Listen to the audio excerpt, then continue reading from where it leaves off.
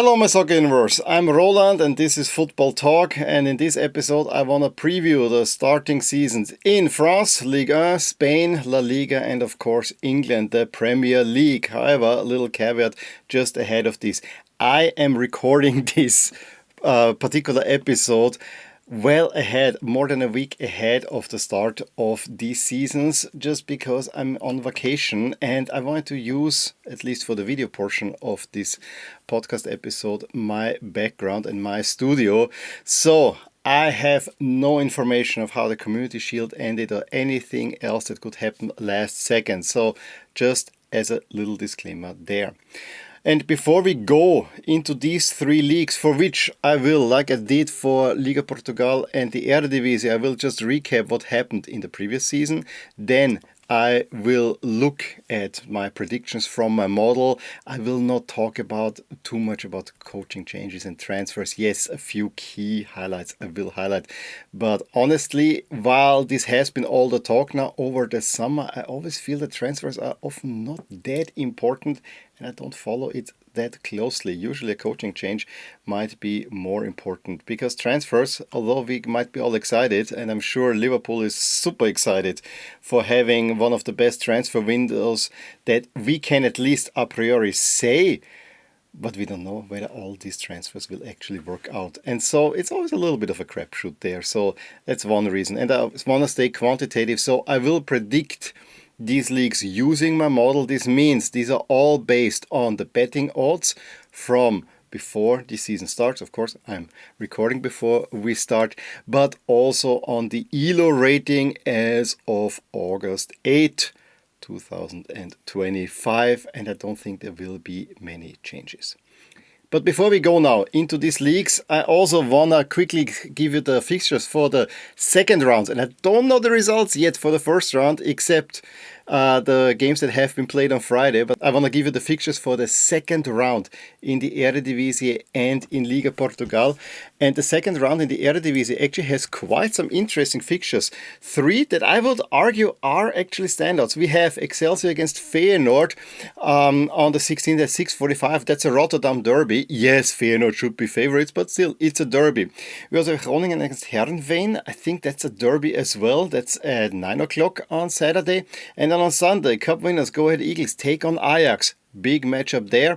And then Twente take on PSV on Sunday at 2:30 as well. So I think some really interesting fixtures. And yes, Go Ahead Eagles have only managed a 2-2 draw away from home to start the Eredivisie season.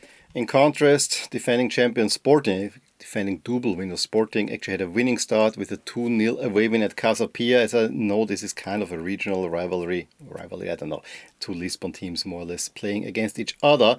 And here we have the fixtures of round 2 already. You know, nothing really that pops out like in the Eredivisie. Vitória play against Estoril at home. We have Benfica going to Estrela.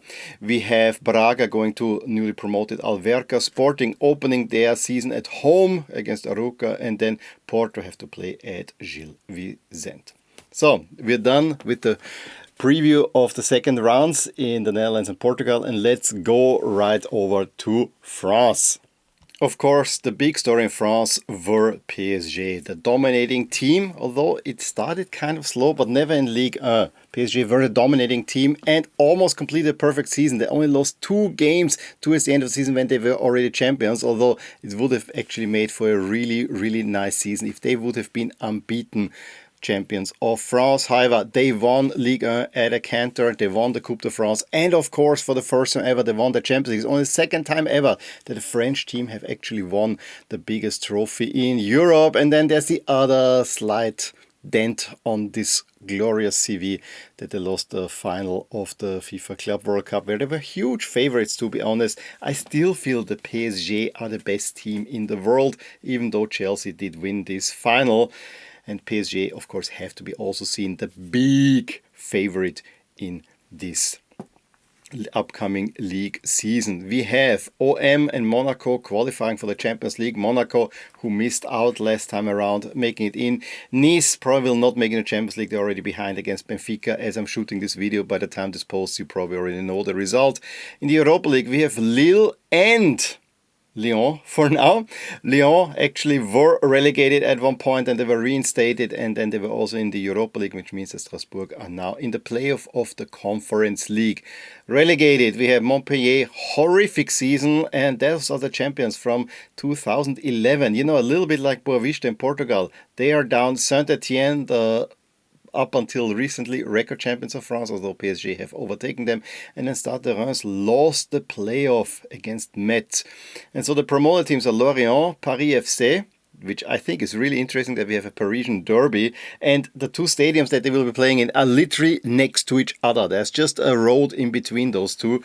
So I find that interesting. And Metz, of course, won against Stade de Reims. Something that hurt me a little bit because Stade de Reims, you know, they lost Will Steele, who went to Lens, but also Keito Nakamura, former LASK player, one of my favorite players from like 2 seasons ago, was playing now in second year at Reims, and it ended in disaster. And I guess it didn't help that they made it all the way to the cup final because they couldn't really concentrate on Ligue 1.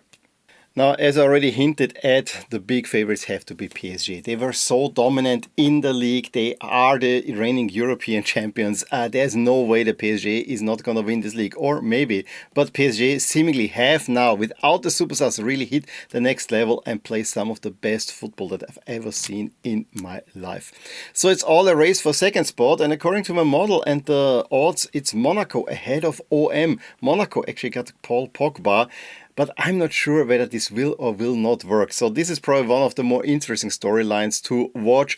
OM in third, Lille in fourth, pretty much as the league finished. And then we have to see Lyon have sold away many players. I can very well see them fall off. And then, you know, Ligue 1 usually evens out a little bit. Rennes should always do better than they have been doing as well. Lens could make a surprise. Strasbourg, you know, Blue Co is boosting them. They could also do something. We never know. On the bottom, yeah, it's, I think, a dogfight. Angers at the moment is the one that is favored to go down, but also Le Havre.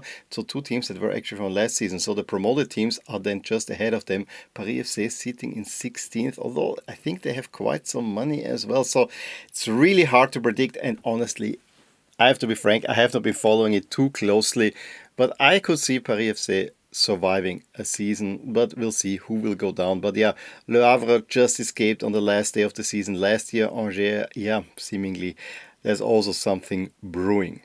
And when I look at the opening round, already the opening match is a pretty cool one between Rennes and Marseille on the 15th of August. That's actually quite a spicy duel here and there. So yeah, Rennes is a traditional force in France, OM is a traditional force, so really nice opening match. Other than Lens, Lyon is a really nice one. And there's also the last game on Sunday between Nantes and PSG. That's also kind of a traditional duel that is really something to watch out for. I also want to have a little eye on Brest. Will they bounce back after, you know, last season they had the distraction of the Champions League. This time they're again just by themselves. They take on Lille, so that's also a very interesting opener. Let's go over to Spain, where last season the only team that really could compete with PSG being the most exciting team in Europe was, of course, Barcelona, who had also an absolute brilliant season, especially with Lamine Yamal and Rafinha hitting it on a different level. But before we go into the recap of the last season, I actually owe you, in a way, the result of the playoff, because the promotion playoff from Segunda is played well into June, where I actually didn't make videos anymore. We already knew that Levante and Elche have been promoted, and then it was Mirandés and Real Oviedo for the final place in La Liga. And both great stories. Mirandés, a really small town team that played quite attractive. And Real Oviedo, a former, I don't want to say giant, but a team that would think they should belong into the Primera División, that have been down in the 4th tier and almost were extinguished and making it potentially back. Real Oviedo, and also if you're a listener of the Spanish Football Podcast, you know that one of the contributors, Sidlo, is a major Real Oviedo fan. So, you know, I was actually a little bit biased for him.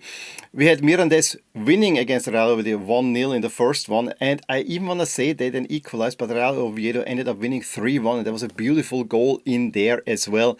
So Real Oviedo, after a long absence, back into the Primera and have released a pretty nice shirt for the centenary as well. So it's kind of fitting there. Which leads us now straight into the summary of the past season, where, as I've already mentioned, Barcelona were all conquering. Not only did they win La Liga, they also won the Copa del Rey, beating Real Madrid in the final. It was a season where we went into, with Real Madrid, the big favorites, they won the Champions League. They also had been rather irresistible, whereas Barcelona were a mess, but Hansi Flick came in and completely revamped everything. Barcelona were all conquering, although there was a little blip in the winter where we thought that maybe Athletic can also challenge with Real Madrid, but in the end Barcelona just proved too much, and both Clásicos were real exclamation points, as was the Copa del Rey final, which was a great game of football. The one thing that overshadowed the La Liga season was, of course, the constant complaining by Real Madrid against pretty much everything related to the league. That was a real low point, and then Barcelona also have to do the same. This is something that actually turned me off from La Liga. Atletico Madrid probably should have challenged for the title. At one point they were really looking pretty, had a big winning streak, but then completely fell off, especially in this period where they had to play in the Champions League against Real Madrid, a game they should have won, or a tie they should have won, and also then in the Cup against Barcelona, a mad tie, and that proved their undoing, and then the season petered out. Athletic Club made it into the Champions League based on the Williams brothers, again firing the squad to the next level. Iñaki Williams was irresistible, and he's staying at Athletic Club, and I cannot tell you, while it would be nice to see Lamine Yamal and Iñaki play in a team other than Spain, to be honest, I was so happy when Iñaki stayed and stays at Athletic Club. I think is absolutely important for them. This club is rather sensational, but more than fourth place, to be honest, is also not in there. Villarreal, a little bit like a submarine. The yellow submarine made it also in the Champions League. Betis made the run to the Conference League final, but ended up losing to Chelsea. And then two teams that we didn't expect necessarily in Europe were Celta and Rayo Vallecano, who are in because Spain got 5 Champions League spots, because Spanish teams did really well. Osasuna just missing out based on head-to-head. The 3 teams that got relegated, Sevilla just about not. Sevilla just about not, but Leganés, Las Palmas and Real Valladolid. Sevilla is probably one of the biggest disappointments in the entire season. The other one is Girona, where you really had to worry for a while. But like Brest in France, they had Champions League, and so that might have been a distraction. Now let's look at the predictions. I was actually really surprised that Real Madrid are considered the favorites. It's not by much, but it's just a little bit. They're ahead of Barcelona. I don't know. Are the odds makers betting on Xabi Alonso going in and making a revolution at Real Madrid? This is for me one of the biggest questions into this new season. Will Xabi Alonso turn Real Madrid around? Will he find the formula that Carlo Ancelotti could not? Vini and Mbappé together? That doesn't quite work yet. I think one of them will have to leave in the end, and I think it will be Vini rather than Mbappé. Atletico Madrid, of course, in 3rd place, and then Athletic Club, Villarreal, Betis. Real Sociedad, who had also an atrocious season, are in 7th spot, which might be enough for Europe, and then there are the other teams. I think any one of these midfield, if one of those top teams will falter, and Betis is always in there for something to kind of fall off, or like Real Sociedad did last season, especially if they have to play a lot in Europe. It could be that another team will sneak in. The favorites to be relegated are the 3 promoted teams, also not surprising. And then Rayo Vallecano sitting really, really low there. I'm actually quite surprised about that. But, I guess they were a sensation last season, and let's see if they can continue that. Sometimes teams that go high will come low as well. So I'm a little bit surprised about that. But I have a feeling that the relegation battle in Spain could be a really, really tight one. The season gets underway also on Friday with 2 games. We have Girona hosting Rayo and Villarreal hosting Real Oviedo. So the 2 away teams, I think, are some of the more interesting ones this season. Champions Barcelona open at Mallorca. Valencia against Real Sociedad, kind of a traditional duel, I would argue. But probably not as much as Athletic Club against Sevilla. Atleti open at Espanyol, so Barcelona-Madrid rivalry, but the smaller one.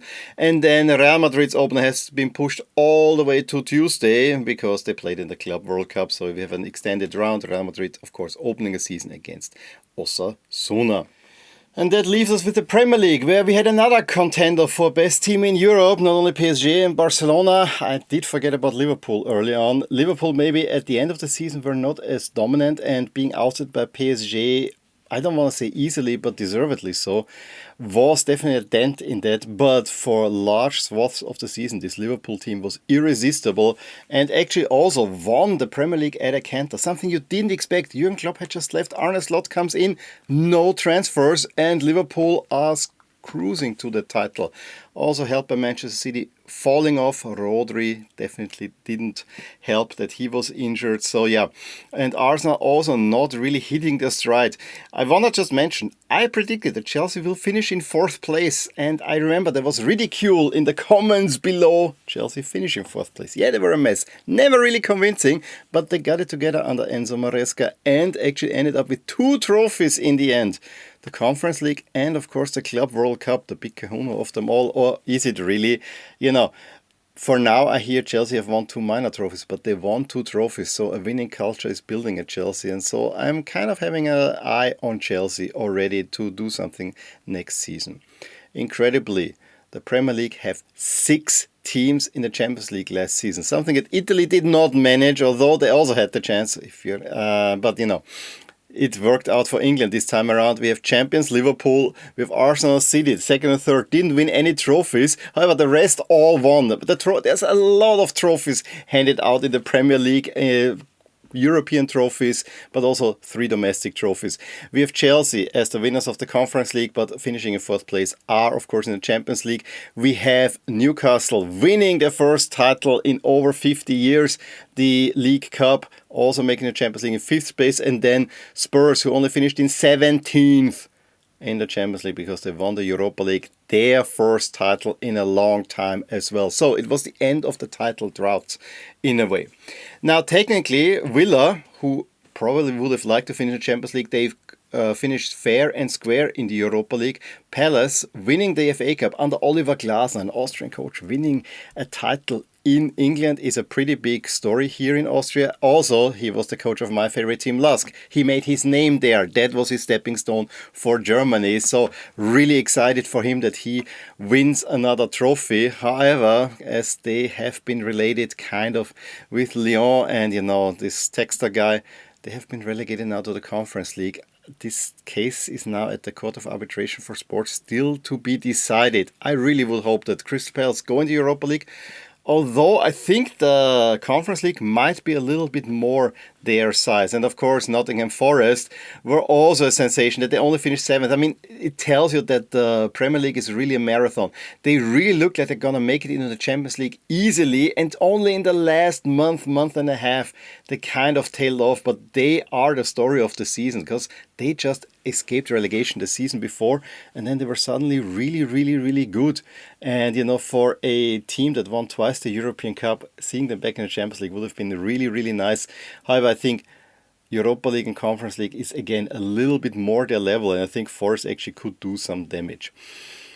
As always in the Premier League, 2nd year in a row, the 3 promoted teams also got relegated, which speaks at the high level that the Premier League has. It's really tough to survive, and so I'm really curious which of the 3 promoted teams, Leeds, Burnley and Sunderland, will actually survive. At most 1, and it's not quite clear. I mean, from what I hear, they are investing madly, except for Leeds United, who tries to keep the gang together. But then they're also coached by Farke, who twice with Norwich didn't manage to stay in the Premier League. The big story ahead of the season was, of course, the big transfer window by Liverpool. I mean, the players they have been getting, especially Florian Wirtz, is rather crazy. They also got Etiquette and they're on Isak for Newcastle. Whereas Newcastle, everyone that they want to sign is not going there. Arsenal got Gyökeres. We already got City and Chelsea doing the transfer business early for the Club World Cup. And Tijani Reinders now is at Manchester City. I loved him at Milan. Would have loved him to stay. So yeah, but I wish him the best at City. But City seems to be in a transitional period as well, which is weird to think because we always thought that City is this juggernaut, but was not last season, and based on that, expectations have been lowered for City. Speaking of expectations, Here are my official Premier League predictions. Liverpool have to be considered the favourites, but Arsenal is right behind. It is Arsenal's time. I think if Arsenal don't win this league, I don't think they will win the league anytime soon. However, Liverpool were really backing slot now, but all these transfers also need to gel. I had the feeling that Liverpool is trying to build for the future, and maybe, despite the investment, they probably can consider, now it might not work this season, but in future seasons we will be a real juggernaut. City with a little bit distance behind, and then Chelsea. Kind of seems about right for the moment. Newcastle already at a distance. United in surprise 6th spot and Villa in 7th. Spurs, I think those from Newcastle to Spurs should be on kind of the same level. I'm also curious what Thomas Frank will do at Spurs. On the bottom we see, two promoted teams going down in Burnley and Sunderland, and Leeds surviving, although it's by a hair ahead of Wolves. West Ham is also in the. Brentford. I actually think that if there's a Premier League team that gets down, it's Brentford, because their window has not looked good at all. But it remains to see. I also want to mention Everton, mid-table, just behind Crystal Palace. They open a new stadium. Maybe this could give them a boost as well. All to be answered. The first round, it is Liverpool who opened the season in a home game against Bournemouth. Then Newcastle take on Villa. That's a quite interesting early game on Saturday. Let's look at other big games. I mean, Spurs against Burnley should be a win for Spurs. City at Wolves, this has been the bogey team for a while. And then Chelsea against Palace, a Battle of London that I am quite curious about. And then, of course, the big name matchup is United against Arsenal. Although it's very skewed towards Arsenal these days. And then Leeds United opened their season against Everton. Also a relatively interesting matchup. So, big preview podcast. Let me know what you think about all these predictions and where these are going. You can definitely drop a line below who will win. Liga, that probably will be easy. La Liga, I think a battle of two, or the Premier League. That is the most open one and is probably the most exciting one. Please drop a line below for that. I hope to get this video edited just ahead of the start of these seasons. As I said, I'm on vacation, so we have to see how this will work out. But in any case, give me a thumbs up if you enjoyed this. Subscribe to this channel and my other channels if you want to see more like this. And I will talk to you soon with more things in my soccer universe. Bye!